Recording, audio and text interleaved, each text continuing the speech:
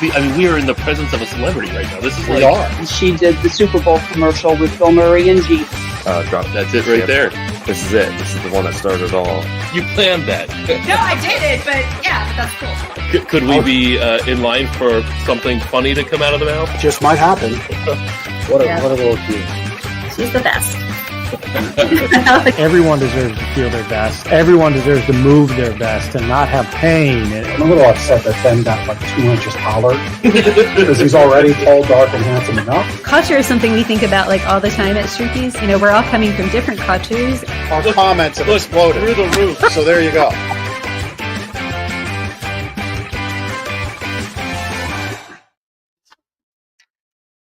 All right, back at it.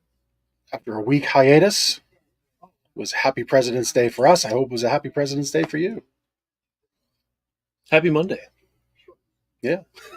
That's when we do this thing. This is Mondays at 2:00. Here we go. Welcome to it.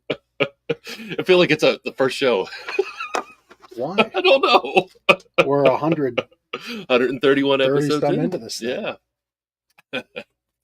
I don't know. Seriously, you feel like it's a new show? I feel like I've hit a giddy moment, and I'm just gotta. What's in that coffee? Yeah, I don't know. It's Whiff Roasters, who was the last slide on the intro. Yeah. Just a note on Whiff Roasters, just kind of plugging them. Fantastic coffee, of course, right? But we give it to every customer.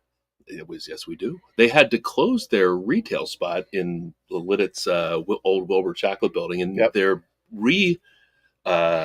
renovating. They're renovating their first time doing the show. First time using words. Apparently, but they're making a retail space, a bigger retail space, and a kind of like coffee shop sort of atmosphere. I think in their facility, which is right behind Julius Sturgis Pretzels. The coffee guys are doing a coffee shop type atmosphere. I think so. Well, boy, you are on point. At their roastery, they just have like a little retail space where you can buy the coffee, but not like they don't brew it there. Now they're going to have a brewing destination. So they're not only good at selling you the coffee. Yes, they're good at giving you the coffee experience. Make the coffee as well and provide it to you. Yeah. Yep. Who thinks Ben's off to a rocky start on this week's episode?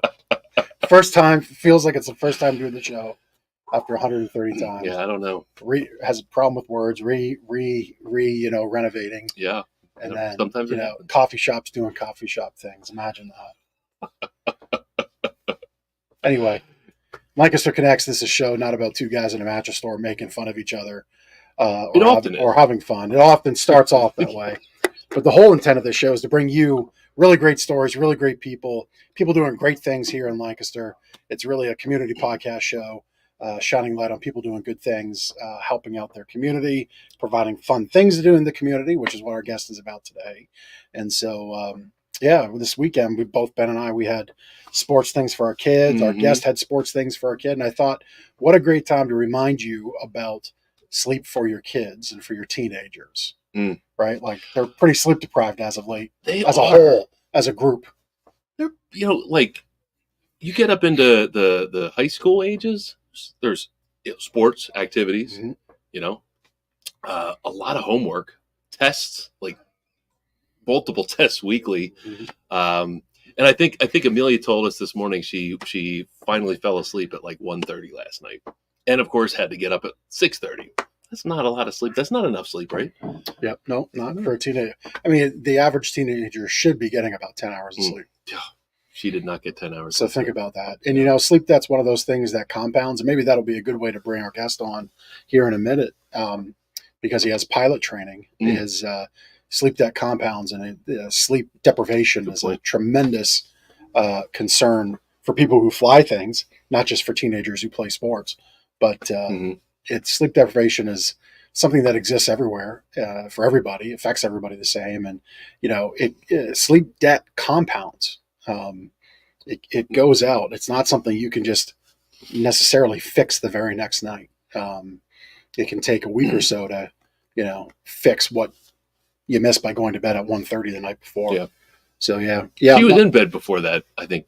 Didn't fall asleep for whatever reason. Yeah. Our youngest son, Aiden, is he's on this football path, so he's up where he's in the gym at school at 7 a.m. and workouts first thing in the morning, and then workout in the afternoon, and his own workouts at home and on his own. And then yesterday we had 4 hours of private football coaching, and eating 5,000 calories a week to keep up with all of this stuff and grow. But when you're 16, you can do that. Yeah. And if you have the physical routine to do it, right? Yeah. Dad sometimes does it, and you can see the throughput of that. But yeah, his sleep, he really stays on top of it. I mean, That's good. He's getting up to bed about 8:30 each night. It doesn't fall asleep right away, but by the time I go up, he's long been asleep. That's great. And so well, I mean, he has to. He's just he's a big old hoss of a young man to carry around, so he needs that sleep, just like his dad. So anyhow, so hopefully your weekend was good. Hopefully you did great things with your kids and with your family and here in your community. And I guess it's a good time to bring Brett on, because let's bring him on. What Brett does, Brett Engroff from Susquehanna Valley Balloon Company does, is he can make your weekend a lot of fun here coming up soon in the spring. When does your season start off, Brett? So typically, first off, thank you guys for having me. Appreciate it. Thanks for being on.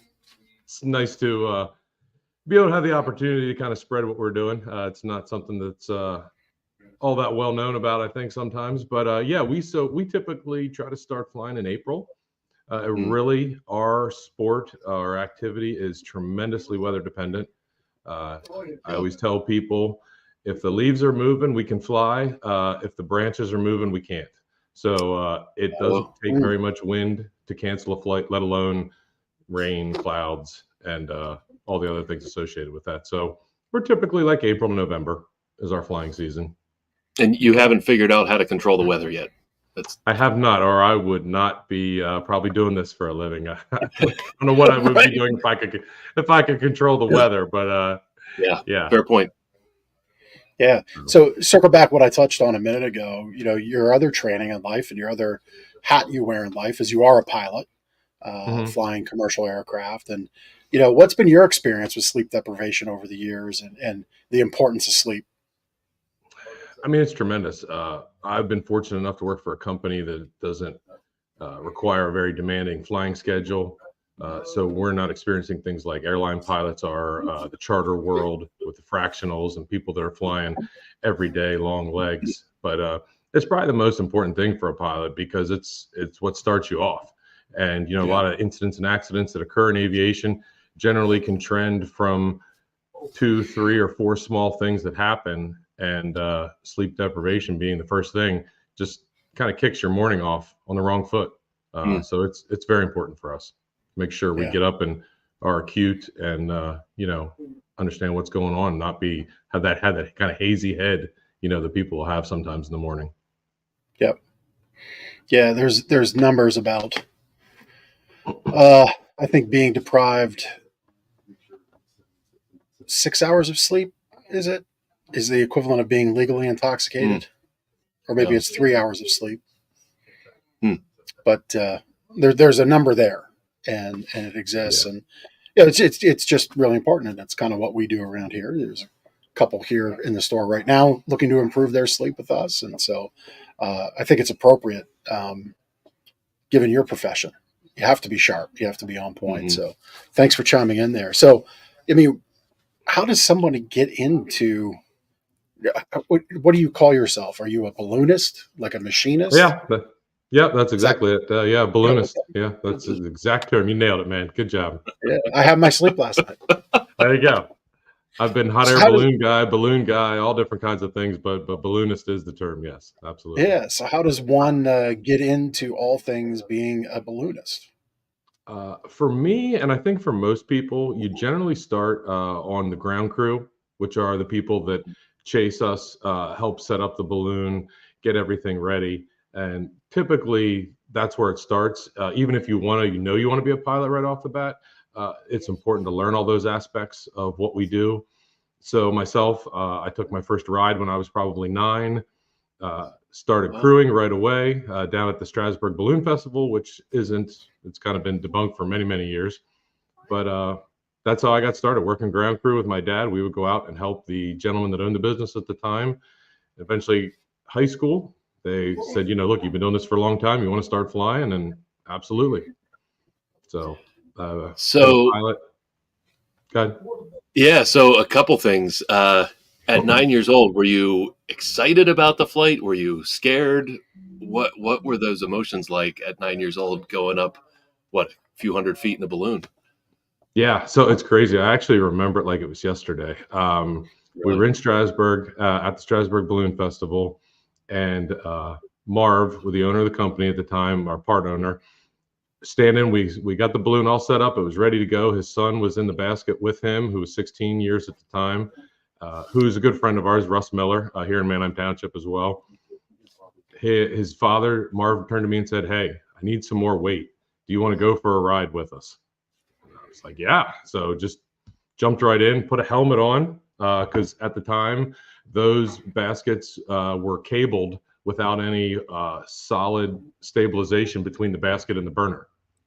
So you can see those stanchions there, those solid pieces. We just had cables. So when you would land, that whole burner assembly would come down, and you had to duck and get out of the way of it because it was coming down towards you guys. So that was my first experience flying across Lancaster, and it was, love at first sight ever since. That's incredible. That's a great story. So then learning how to fly it, like, what is that like? I'm sure there's a certain amount of hours and training and all of that. Like, what do you have to go through to be a pilot? Yeah, it's actually the same process as what you do for any type of, whether you're helicopter or jet or airplane. It's obviously much less rigorous. It only requires 10 hours for your private and 20 for your commercial. You do have to take a written test, and then you do have to pass a practical flight test with an FAA certified examiner. So It's, like I said, same process, just there's only so much to ballooning. If you can't get it in 10 hours for your private license, then it's probably not for you. It is something that requires. I just don't think this is going to work out. I can see the FAA instructor say that to me, Jeff. I think maybe sticking to motorcycles or hunting, or don't get off the ground. Yeah. Well, it just requires kind of like a sixth sense, a certain amount of feel to it, because a balloon doesn't have a lot of instrumentation. You can't just make a left turn, a right turn. You sort of have to feel what the balloon's doing. Is it going up? Is it going down really fast? Do you need to burn? It's tough to explain and teach, I've found over the years. Is it akin to boating? Like boats don't have brakes. Right. So if you have to have that kind of sixth sense to know when that boat is drifting, when you need to turn, before you turn. Yeah. I mean, if you can drive a boat at slow speed, you might have the feel for a balloon. Yeah. So it is a feel thing. So obviously, I mean, walk us through the core. I think our viewership, whenever they may pick this up, which, by the way, in case you haven't grabbed it here, if you're listening, watching, you can watch us on LinkedIn, YouTube, Facebook. Please give us a like, a follow, a share on that channel, wherever you're taking us in. If you're listening to us on audio, do the same thing there, whatever platform you pick us up on. We'd appreciate that. It helps extend the reach of the show. So for anybody watching and listening, the core tenet of hot air ballooning, as I see it and understand it, is hot air rises. You're creating the hot air within the balloon structure itself, and that's what takes off and propels you upward. Is that correct? It is, yeah. It actually, it is temperature, but the temperature is actually a variation of the air density. So you heat the air up inside the balloon, you make the air less dense. It then wants to rise above air that is more dense outside. So while with that thought in mind, hot days are hard on us and cold days are wonderful to be in a balloon as far as the balloon itself is concerned. You'll hear things about density, altitude, and things like that in aviation. And that just really means that the less dense the air is outside on a hot, humid day, the hotter I have to get the balloon to actually rise up through that. And we have temperature limits of 250 degrees for the balloon. So then that again affects the weight. that we have to take. Mm. So there's actually is a decent amount of science going on with what we do and an understanding of the weather and the conditions outside to be able to pull off a flight. How much do you have? How much attention are you needing to pay to, airports? Like, we have we'll talk about it later here in our time together. We get the Lancaster Air Show coming up. Obviously, you got an airport right there. You got the airport at Smoketown. You have, flight patterns. I guess as you get further east in the county, might you run into some of the flight patterns for like Philadelphia Airport? How do you have to pay attention to the airspace? What goes on there? You do, absolutely. And we are kind of the sailboat of the sky, is what I tell people. We have the right of way because we have so little control over what we're doing. We can obviously go up and down, but left to right, we're strictly at the mercy of the wind. That being said, we do still have to respect the FAA regulations for airspace if we're coming into Lancaster, which we take off from Lancaster every morning from the Lancaster airport. So I call the tower, get clearance to be able to launch. On occasions when I have taken off from somewhere else and I'm coming towards the airport, once I get within their 5-mile airspace, we do have to contact them, let them know, hey, we're here, we're coming in. They basically just tell us to continue, proceed. There's not really much they can tell us to do because I can't do anything more than land if safely, if I'm able to do that safely, or climb. So like I said, we really get a lot of leeway as to where and what we can do. The caveat to that is, and courtesy of our current president over the last 3.5 years, has created a temporary no-fly zone whenever he is in Wilmington, which is about every other weekend or at least once a month, that comes all the way up to Smoketown, to where if we were to fly through that, we would get to see military aircraft up close.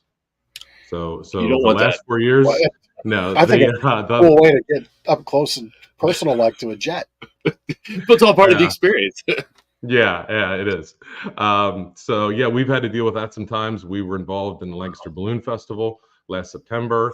We actually had to move flights to the airport because the no-fly zone was within 3 miles of the Smoketown Airport. It's right there.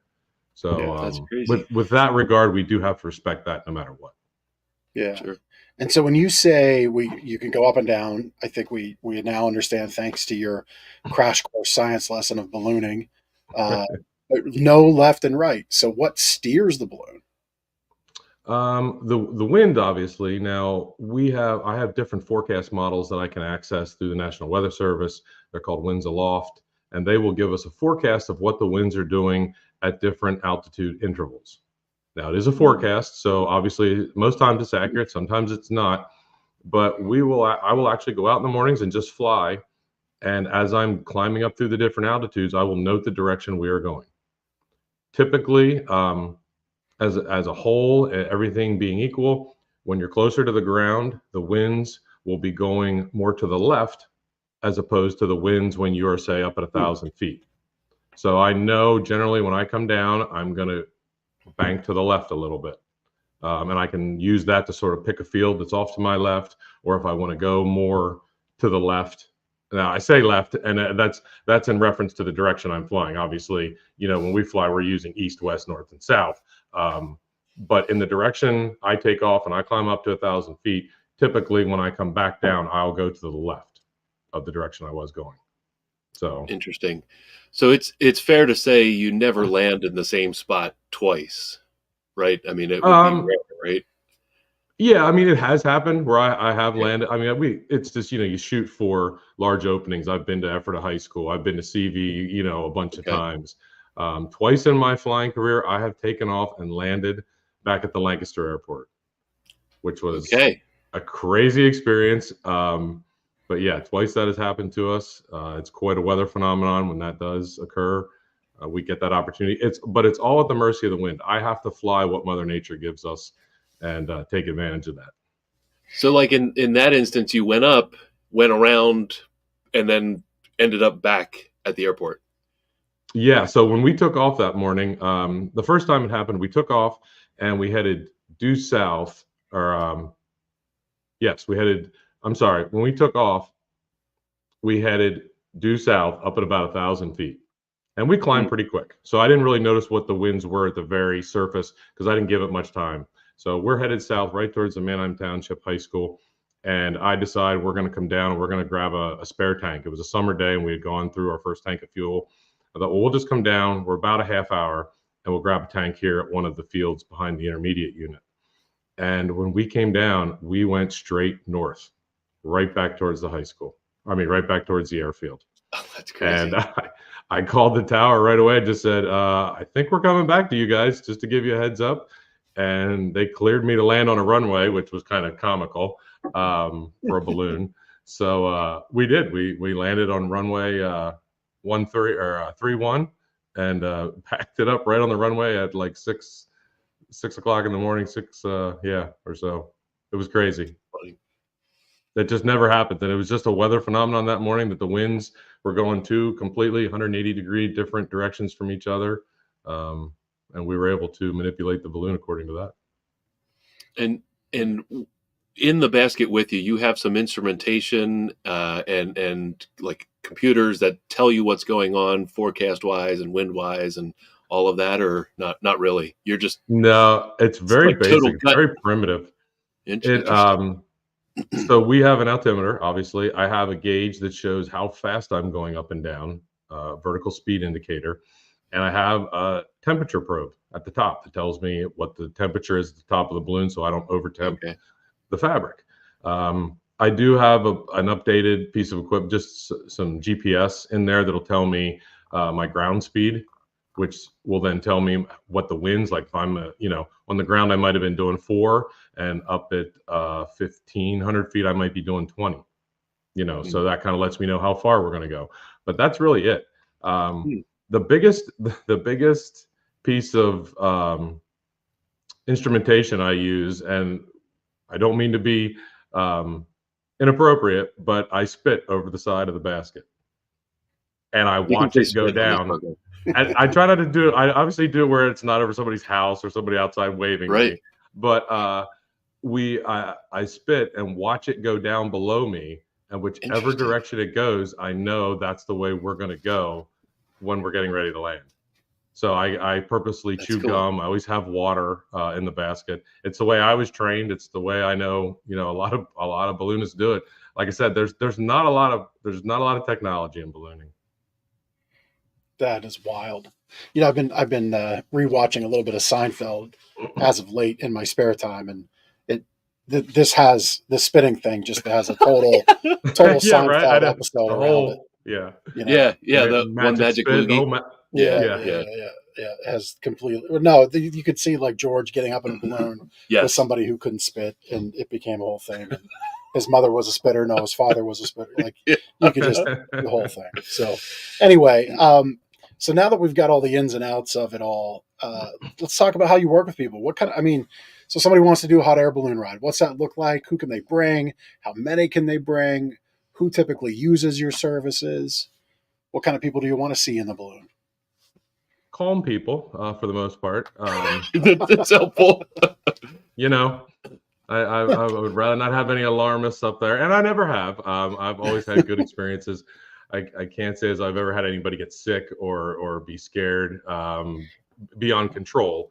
I've had a couple passengers that were shaking so much I felt the balloon, actually the basket was vibrating, and I had to sort of look around and realize that the person was, I don't know if they were shaking or shivering, but they were a little nervous at the beginning. Until the end, they had calmed down fine. But we get a good mixture of local and visitors to the area that want to go on rides. Obviously, people come for the tourist part of Lancaster County. So we'll get some passengers that will call and inquire about that. Those are usually the people that call me 3 hours before they want to go on a hot air balloon ride, and it's raining outside, and hey, we want to go for a ride this afternoon. I'm like, well, I'm sorry, but we're not flying today. It's not appropriate conditions. So we do get some calls like that, and I just have to remember that people just don't really understand at all what a hot air balloon ride entails. But I mean, I've had my daughters when they were the age of 5, as young as that, in a balloon. My rule there is you need to be able to see out to fly with us. And I've had people in their late 80s early 90s fly with us as long as they're in good health. Obviously, you have to climb into the basket. It's about waist high. We have had to lift some people in just because knees and joints aren't working that well. But as long as they're in good condition and they can handle the landing, which there can be a bump even on the calmest of days. We always make a good concerted effort, depending on the age and the condition of our passengers, to kind of judge whether or not that day is a suitable day for them to fly, where you're talking about winds that are almost calm to 1 to 2 knots. And pretty much, I've had wedding proposals. I've had one gentleman dump some ashes the one flight. Yeah, my goodness. I mean, we've had, I don't want to say just about everything, but I've had a lot of different experiences in the balloon, and like 99.9% all good. Couldn't think of an issue or concern or passenger that we had that was a problem really ever. How many people fit in your basket? So it will depend on the size, but you could, if weight and temperature weren't a factor, you could put 3 to 4 adults in there with me. Now, Okay. obviously, size, and weight, it all depends on, is it a hot summer day? Is it the middle of January and we're out, having fun in the cold? So that's where you were talking about, like, as a 9-year-old boy, you had to be the extra weight in the basket to counterbalance everything else going on at that time.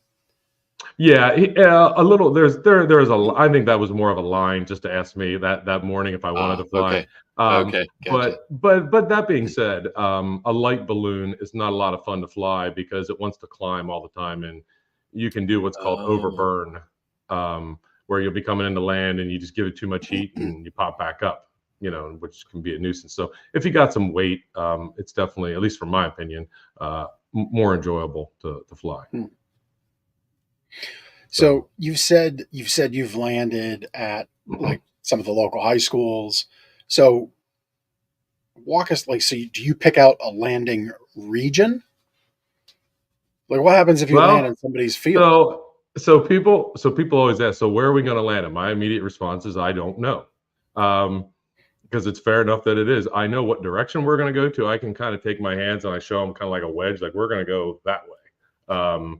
And that's all I know until we get to that spot. And it's usually only a few minutes prior to know that that's where we're going to land. It has to be someplace safe, clear of power lines. We obviously don't want to damage anything. We don't land in crops. I stay away from cattle, try not to scare them at all, because we need the landowners. There's my crew right there, my daughter and her friend. So without respect of landowners' property and real estate, we have no place to land. So we treat it as such. Given the opportunity, we try to get permission ahead of time, but it doesn't always work that way. So most times we're asking more for forgiveness than permission. But again, everybody's almost always happy to see us. Wonder what we're doing. Are we okay? Did we try to land here? Things like that. We've landed in some wide open fields, and I have landed in somebody's backyard already. Wow. And ironically, the backyard landing, the people were outside watching, and I just yelled down to them, "Can I land here?" And they were like, "Sure, absolutely, please." So I mean, like I said, everybody loves to see a balloon like flying like right over their house, right? So to have one land in your yard, that's a story. That's like cool. So of course, come on down. Yeah. And we always carry a bottle of wine with us as a thank you, if it's appropriate, to give to the landowners. This is a thank you, because without landowners, we have nothing, and you have to treat it as such. Right. Yeah, that's smart. I prefer bourbon if you were to land in my backyard. Wow. You better be one nice landing spot. I mean, you would need to drink a bottle of turf. bourbon in my backyard. Brett, let's talk about the business itself, Susquehanna Valley Balloon Company. Maybe you could share a little bit about like how it got its start, why it got its start, what the mission is of the business, how you got involved, that sort of thing. Yeah, so like I said, took the first ride. My dad was a crew member with one of the owners, Marv. They both went to high school together at Manheim Township back in the 50s. So, like I said, as a kid, I was coming out. One of the highlights of growing up was when I turned 16 and I was able to drive the chase truck. So, I knew Lancaster County better than any 16-year-old kid probably did at that time in the early 90s, just because you're just driving all over the place and you never know where you're going, and you don't need to. You're just looking up, following the balloon. Wherever the balloon goes, you go, and you try to make sure you're a little bit ahead of them so that when they land, you're there to catch them. And those gentlemen, Nick Molman and Marv Miller, like I said, both were state representatives at the time. Each owned a balloon. They each had half a stake in the Susquehanna Valley Balloon Company that they started in 1986. And I have been with them. I took a little hiatus when I left after high school to go in the Air Force, and came back from that, started crewing again. And Nick was still involved with it and said, look, you've been doing this forever. You need to get your commercial. You need to start flying passengers. Do you want to? I said, absolutely.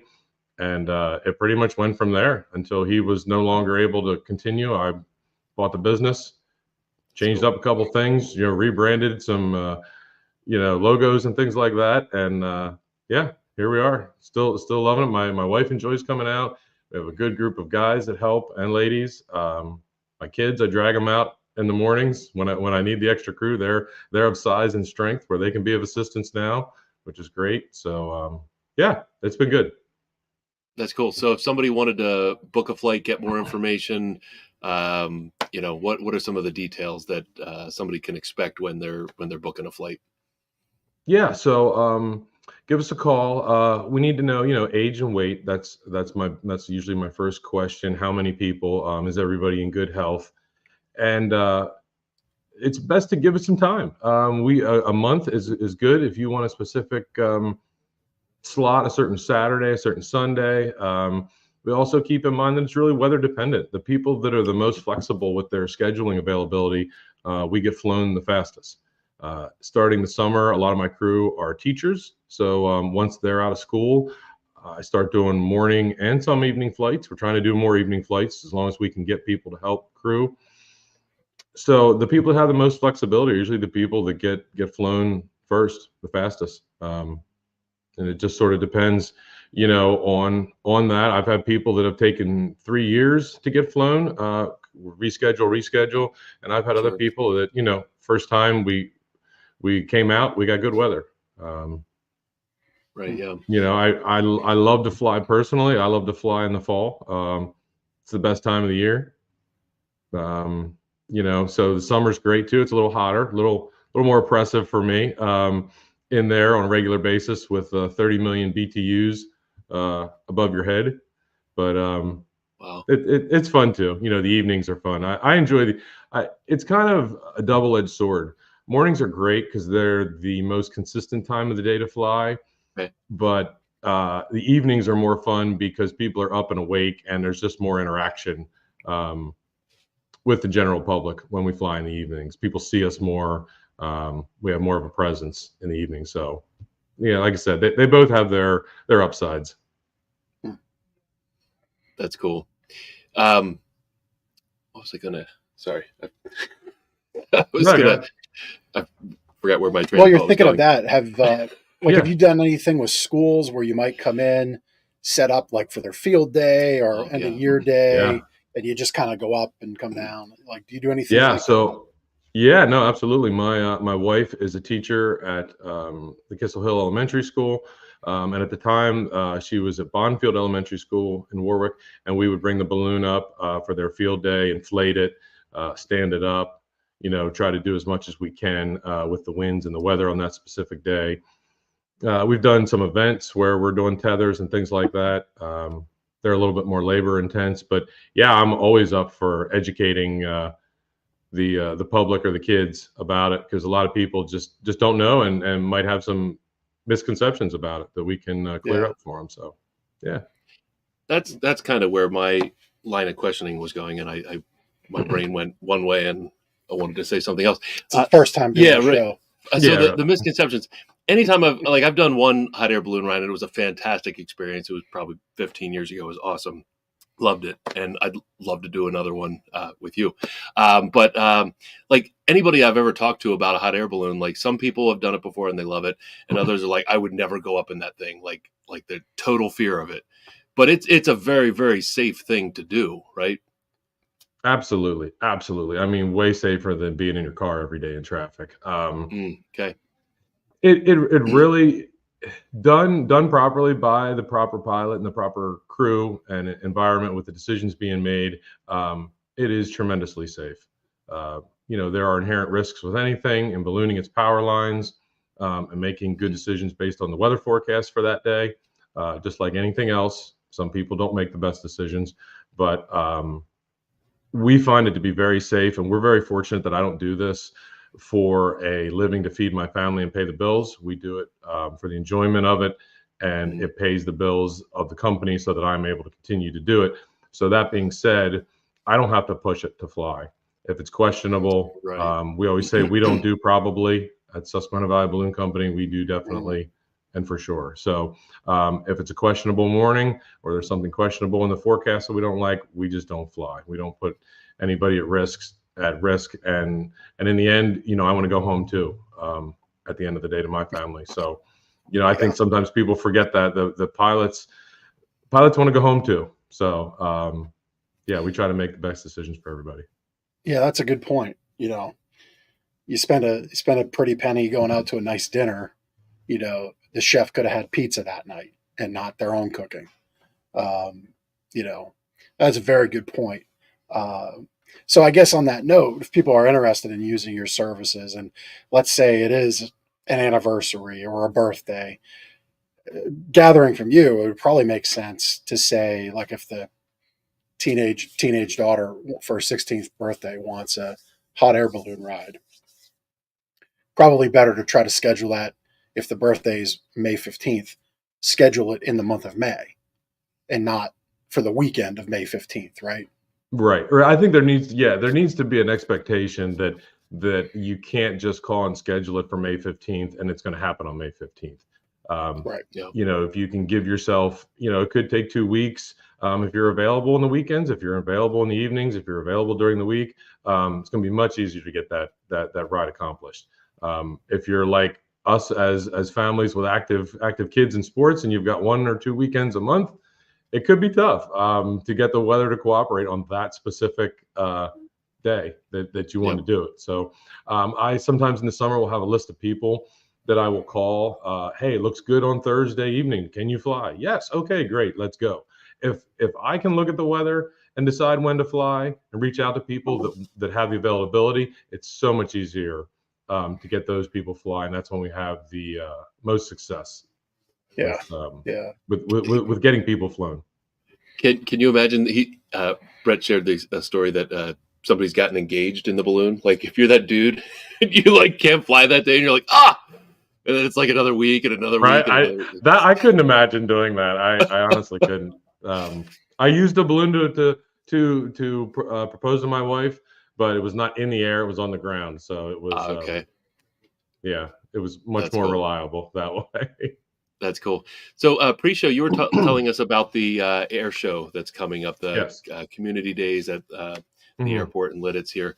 Can you talk more about that and what your involvement is going to be? Yeah, no, absolutely. So that's going to be the beginning of September. I believe you guys might have the dates there when he throws it up. September 7th and 8th, I believe. Yeah, there you go. There it is. Yep. Perfect. They're going to be doing some stuff Friday evening, Saturday, and Sunday. They haven't nailed down the times. It's usually late morning through late afternoon, where they're going to have a lot of performers, in-air performers. They're looking to expand the area that they use this year in terms of, if you've ever been there before, the asphalt, the ramp space. They're actually going to go down the complete other side of the airport and really just expand it for the people to view it and just get a better experience. Like again, with more things to see in the air in terms of performers and displays. I'm really excited for it. I think this could be the best one that they've ever done. We're going to participate with some tethers when we can. In the mornings, we'll be out there on the ramp in a static capacity, just sort of, with the other aircraft that are there on display, and then hopefully a launch in the evening. So it's really going to be a jam-packed weekend. We hope they get good weather, and good turnout. It should be a lot of fun. When you say a launch in the evening, who gets to do that, or is that? No, I'm just going to schedule passengers for that evening and try to launch the balloon on the air side in front of everybody, just so they'll get the opportunity to sort of see the whole process of setting it up and cool. Just the departure of it. Yeah, that's cool. And do you have one balloon, or do you have multiple balloons, or?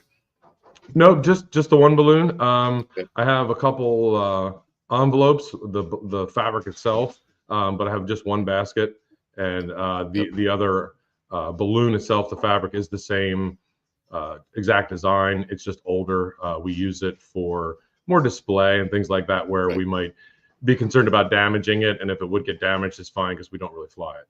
It's more for static displays. Yeah. So, always good to go out with your best balloon. It is your most airworthy balloon. Absolutely. Remember, pilots want to come home too. That's right. No, and you guys brought up a point earlier, and I didn't quite get the opportunity to weave it in there. We get some misconceptions sometimes when people see us flying about what's going on in the air, and are we in danger or are we not? I've been met by the Manheim Township Fire and Police Department several times. They're fabulous. We have a good relationship, but every once in a while, someone will see us flying very low above the trees because we're looking for a spot to land. I always tell people I can't land if I don't get closer to the ground. And but people think we are crashing, we are in distress. So I would just encourage people to just sort of take a look. And we are not airplanes, we are not helicopters. We do need to get close to the ground. If we are not actually hitting something, we are probably okay. But I appreciate the people's concern. But like I said, we have been met by the fire department on more than one occasion because someone has called in a balloon that was. They actually said I was stuck in a tree one time, and that they had seen flames, which they probably did because that's an integral part of what I do. But yeah, you'd be surprised. Some of the so they saw trees over here, balloon over here, flames in the middle. And exactly. Yeah, sort of like that. Pushed it all together into an emergency. Yeah, to the point where I'm on a first name basis with the chief here at the Nelsonville Fire Department. If we do evening flights sometimes, and I know I'm going towards the East Petersburg area, which is where we seem to get the phone calls, I will actually just shoot them a text. Hey, we're going to be up tonight flying. If anybody calls, feel free to reach out to me, rather than bringing out the whole fire department just for us, for a meet and greet. So, yeah, it's comical sometimes. So you East Pete watchers and viewers, just relax. The balloons are okay. We're okay. That does seem to be where we get it. I'm not, I live here and that's my township as well, but it does seem to be that's when we get it. Yeah. That's funny. Yeah. Well, man, thank you for stopping by the show and being on with all that you're doing with your Susquehanna Valley Balloon Company there. Very cool. My biggest integration with balloons was in elementary school when we got to jump under the balloon parachute thing. Yeah, right. Yeah, that was always fun. But I've never been in a hot air balloon, and so I'll have to talk with my wife and see if she's. I don't know that she's changed her position on it yet, so maybe it's. She has to watch this episode. Maybe it's a boys. Well, I'll and tell you dads what. thing. In June, we are going to be doing it's called the Wings and Wheels event at the Lancaster Airport, Saturday, June 22nd. And we're going to be trying to do a tether there in the morning, again, if the weather allows. So if you're around and you've ever wanted to try a hot air balloon, that's the best way to do it. You can just we'll be all tethered to the ground, going up and down about 80 feet or so. You can kind of just sort of get a good sense of it. It's a great way to try it out. Sounds perfect for Steph. It does. Yep. We'll see. Yeah. I think 8 feet off the ground is her preference, but we'll see. No, cool. so that's June 22nd. You're planning to be at the airport. Saturday, June 22nd at the Lancaster Airport. It's called Wings and Wheels. Yep, we will hopefully be there. Like I said, again, and I'll probably post something on our website about it as it gets closer. And yeah, hopefully Mother Nature will cooperate that morning, and we'll be able to pull it off. Very good. That's cool. Very good. All right. Well, it's that time for Connection Cocktail time. Scott, you talked about bringing wine. I talked about bringing bourbon. It's Connection Cocktail time. So, yeah. There's the pilot drinking his vodka. Yep. Just kidding. That's water. Yeah, water. So I'm a bourbon Brett, guy, anyways. I'm a bourbon guy. I'm not a vodka guy, so I'm with you. There we go. So we're going to go back to ballooning. What is your most interesting or exciting, maybe non-fire department ballooning experience? Do you have a like a favorite flight you've ever done, or most interesting flight you've ever done? I would say the most interesting flight we ever did was just a normal day, normal flight. We flew towards the southwest from the Lancaster Airport, headed just west of the city, and we landed in the yard in the front of WGAL. It was a morning flight. Landed right in the grass, and we just sort of did our thing. I'm like, man, they're going to come out and they're going to want to, shoot some video or questions or whatever, and nothing. We just sort of laid it over, did our thing, packed it up. Actually, Terry Madonna was coming out of the studio down the driveway in his car, and he just said, "You guys be careful and have a good morning." And he drove Nothing by. to see here. Right, and that was it. I mean, nobody from WGAL knew we were there. We were right in their front yard, and that blows my mind because like everybody, you see a balloon going over your head, you're like, oh my gosh, there's a balloon right there. Like, yeah, you would think. I mean, that was probably like 15 years ago for sure. So maybe it was before technology, and somebody would have, Facebooked us or something, or posted something about us there. But yeah, landed right in front of WGAL, and nobody ever knew we were there. Well, yeah, that's funny. Yeah, didn't know. Yeah. Paying all these people to go get news, and it's right in your front. Right, yard. News. I mean, it couldn't. I mean, yeah. So it was great. If you could do anything else for a living, what would it be? Good question. Well, anything else for a living besides being a commercial pilot? Yeah, no, that was a dream for me. I started out doing construction and some other jobs. I've only been a full-time pilot for the last 5 years, so that was like my dream to be able to fly for a living. So I made it there 5 years ago. So I really couldn't. I mean, unless like playing for the Philadelphia Eagles or something like that. I mean, but that's kind of cheesy, But yeah, no, I'm pretty happy being a pilot and getting the opportunity to go places and do that's things cool. that I do. Yeah, we're all probably beyond the professional sports. Careers. Speak for yourself. There you go. Speak for yourself. I'm working to get one in. Yeah, right. I've got big dreams. Hey, yeah, dream big. So last question. We talked about the fear of maybe flying and going up in the air, that sort of thing. That maybe a lot of people have. Do you have a fear or a phobia? You're obviously not afraid of heights, right? I'm not afraid of heights. Boy, do I have a fear or phobia? There's nothing that really. You know what? Yeah, I do have a fear. And I do scuba dive, so this is kind of may seem odd, but do not stick me in the water at night. Do not drop me in the ocean at night where I cannot see what's going on.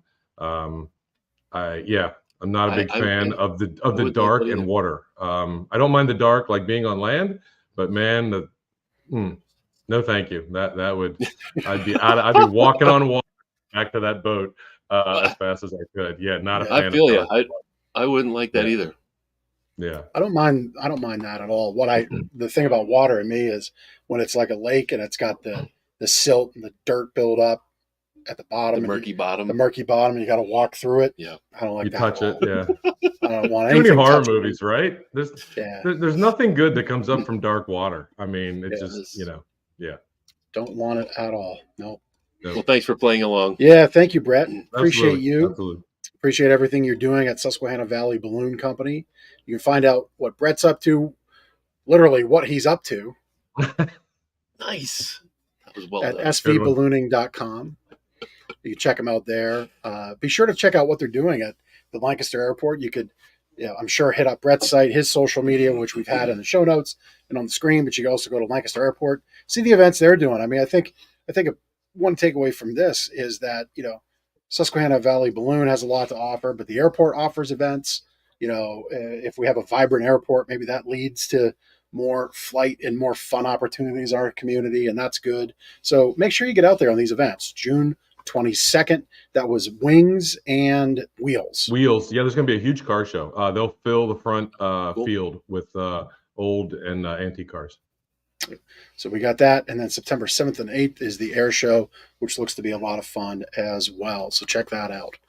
Brett, thank you. Thank you for taking the time today. We appreciate you. Absolutely. Thank you for having me. I appreciate it. It's been a blast. Thank you. Yep. Thanks. Well, if you have something cool that you're doing in the community and that the community would enjoy, or you're helping our community in a meaningful way, we'd love to have you on the show.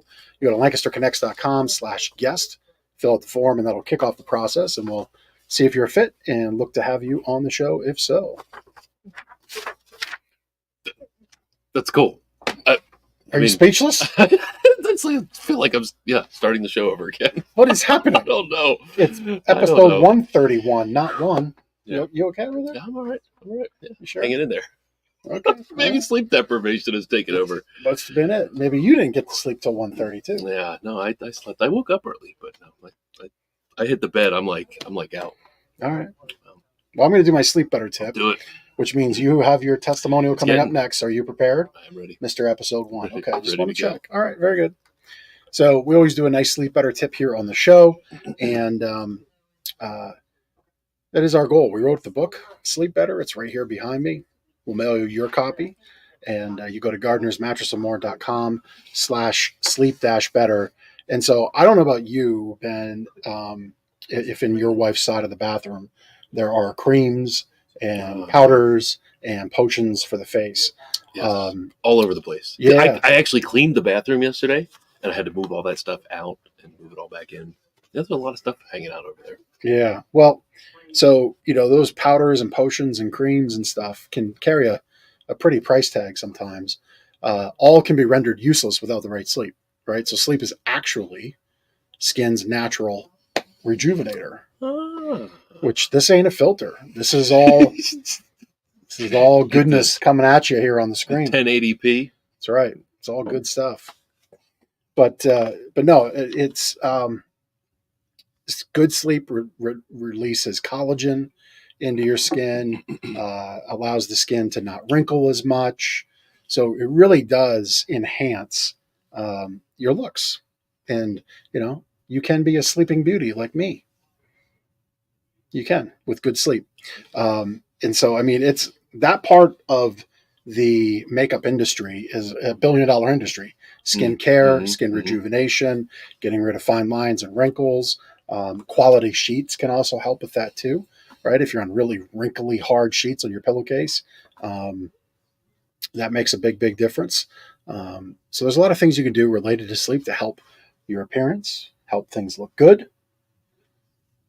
And sleep is one of them, helps release collagen. So that's actually on page 19 and 20 of our Sleep Better book. We'll send you a copy for free. You go to gardenersmattressandmore.com/sleep-better. I think that's an interesting one because I don't think that really most people would think about sleep in that way. No, they think about sleep in terms of being tired, right? But not, and body rejuvenation, but not from a skin standpoint. That's really interesting. Yep. Well, think about it. Like, you go to a nice restaurant and you have a disappointing meal. You feel you've wasted $100. Those skin creams cost as much. It's true. Now you feel it, you see it going on, and you might feel you're seeing results. And maybe you are, right? But you could see amplified results every month if you had better sleep. And you can still spend the $100 on this on the skin cream. That's fine, but you'll get far better results with great sleep. Like it. Testimonial time. Gardener's Mattress and More. Right here on Plaza Boulevard, we have some happy customers that have shared some kind words on the Google machine.